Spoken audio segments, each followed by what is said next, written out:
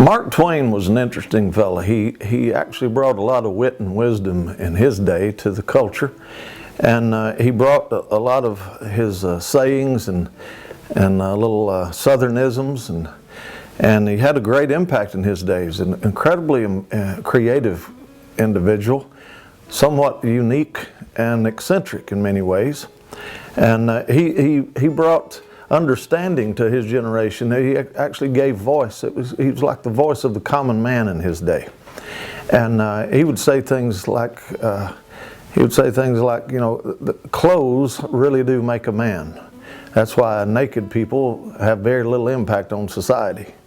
Another thing he used to say was, he said, the two most important days of a man's life are the day that he was born and the day that he finds out why.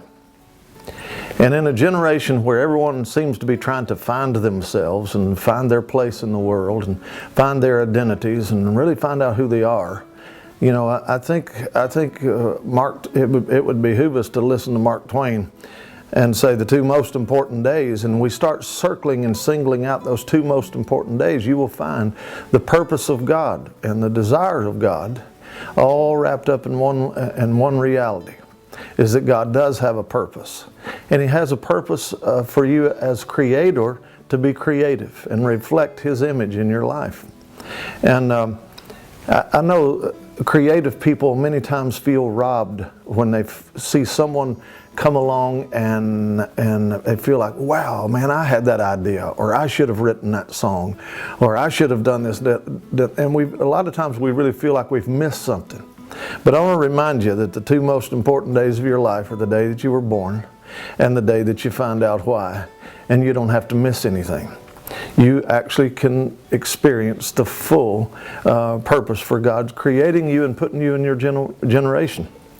And I want to encourage you to ask the Holy Spirit to give you a sense of knowing what you were created to do. And a sense that I'm created to do something that no one else has done, because no one else can.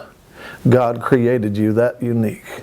What you were created to do, no one else can do. You carry something extremely unique and powerful and purposeful because you were created by God. You're not one in a million. You're actually 1 in 5 million or something when you really start doing the math on the reason you exist. And so anyway, sometimes your area of your greatest gifting is going to be the area of your greatest insecurity. But go ahead and find that thing that makes you come alive and makes your dreams become a reality. Whether you're a poet, whether you're a writer, whether you're a singer, whatever you do. For example, poetry is born out of wonder, not out of knowing. So it's okay to not know everything. Life is not about what you know, it's about what you ask. So ask the Lord to help you know what to ask. And out of those questions will come the answers that define who you are in your generation.